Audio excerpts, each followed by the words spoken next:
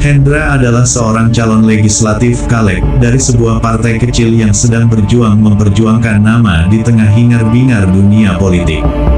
Pemilu semakin dekat, tetapi posisinya jauh dari kata aman.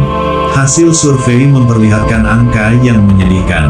Ia sadar, tanpa langkah luar biasa, mimpinya untuk duduk di kursi parlemen akan sirna. Di suatu malam penuh kegelisahan, Hendra bertemu Bimo, seorang teman lama yang terkenal dengan cerita-cerita anehnya. Bimo adalah tipe orang yang hidup di antara dunia nyata dan dunia mistis, memiliki banyak kenalan di alam lain. Ketika Hendra mengeluhkan nasibnya, Bimo memberinya saran yang tak terduga.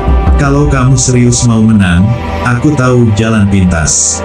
Tapi ini bukan buat orang yang lemah hati, ujar Bimo sambil menyalakan rokok. Aku nggak peduli, apapun caranya, aku siap, jawab Hendra tanpa ragu. Bimo mengangguk pelan. Pergilah ke Gunung Suryalaya, cari Ki Sangkala. Dia orang tua di sana yang bisa memberikanmu apa yang kau inginkan. Tapi ingat, dia tidak bekerja gratis. Hendra terdiam sejenak, hatinya berkecamuk, tetapi ambisinya lebih besar daripada ketakutannya. Malam itu juga, Hendra berangkat. Jalan menuju Gunung Suryalaya penuh tantangan. Udara dingin menggigit, kabut tebal menghalangi pandangan, dan suara hutan malam seolah berbisik memperingatkannya. Setelah berjam-jam mendaki, ia akhirnya sampai di sebuah gubuk tua yang terlihat menyeramkan. Di depan gubuk itu, seorang pria tua dengan tubuh ringkih duduk di atas tikar, matanya tajam seperti menembus jiwa Hendra. Kenapa kau datang? Suara Ki Sangkala terdengar berat dan seram. Hendra menjelaskan keinginannya. Ia ingin menang dalam pemilu dan bersedia melakukan apa saja untuk mencapainya. Ki Sangkala tersenyum samar, seolah telah mendengar permintaan serupa ribuan kali. Kau bisa mendapatkan apa yang kau mau, tapi ingat, setiap keberuntungan datang dengan harga. Apakah kau siap membayar harga itu? Hendra mengangguk yakin. Ki Sangkala menyuruh Hendra membawa persembahan, ayam hitam, emas, dan kain kafan. Ritual dilaksanakan di tengah malam, di sebuah lapangan kecil yang dikelilingi pohon tua. Hendra diminta berdiri di tengah lingkaran yang terbuat dari darah ayam, sementara Ki Sangkala melantunkan mantra dengan suara yang menggema di malam sunyi. Setelah selesai, Ki Sangkala memberikan sebuah bungkusan kain hitam kecil. Bawa ini ke rumahmu, letakkan di tempat paling kau percaya. Jangan pernah membuka atau membuangnya, apapun yang terjadi. Jika kau patuhi, kemenangan akan jadi milikmu.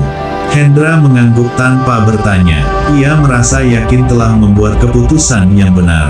Seperti ramalan Ki Sangkala, kehidupan Hendra berubah drastis. Popularitasnya melonjak. Media mulai meliputnya sebagai figur yang menarik perhatian. Ia mendapatkan dukungan dari banyak pihak, termasuk tokoh-tokoh besar. Pada hari pemilihan, hasil suara menunjukkan kemenangan telak bagi Hendra. Namun, kebahagiaan itu tidak berlangsung lama. Beberapa hari setelah kemenangannya, Hendra mulai mengalami kejadian aneh. Awalnya, ia merasa seperti diawasi. Kadang-kadang, ia mendengar suara langkah kaki di rumahnya yang kosong.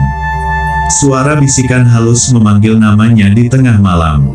Suatu malam, Hendra terbangun dari tidur dan melihat bayangan seseorang berdiri di sudut kamarnya.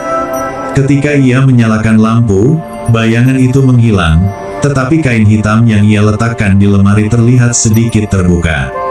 Ia mulai kehilangan nafsu makan, tubuhnya semakin kurus, dan ia sering bermimpi buruk. Dalam mimpinya, Ki Sangkala muncul dan mengingatkan, jangan lupa janjimu. Waktu itu akan datang. Ketakutan, Hendra kembali ke Gunung Suryalaya untuk mencari Ki Sangkala. Namun, gubuk tempat ia dulu bertemu kini kosong. Penduduk desa setempat mengatakan tidak ada seorang pun yang tinggal di sana selama puluhan tahun. Hendra merasa bingung dan putus asa. Saat ia turun dari gunung, bayangan Ki Sangkala muncul di jalan setapak. Kau ingin segalanya tanpa memberi imbalan. Sekarang, aku akan mengambil yang milikku. Hendra terjatuh, tubuhnya gemetar, dan pandangannya menggelap. Esok paginya, Hendra ditemukan di rumahnya, duduk di kursinya dengan tatapan kosong. Ia masih hidup, tetapi kehilangan kemampuan bicara dan hanya bisa memandangi jendela. Di ruangan itu, bungkusan kain hitam telah terbuka, memperlihatkan sesuatu yang menyerupai boneka kecil dengan nama Hendra tertulis di atasnya. Kisah Hendra menjadi peringatan bagi banyak orang. Namun, tidak ada yang benar-benar tahu apa yang terjadi, kecuali Bimo yang terus dihantui rasa bersalah karena memperkenalkan Hendra pada dunia yang seharusnya tak ia sentuh.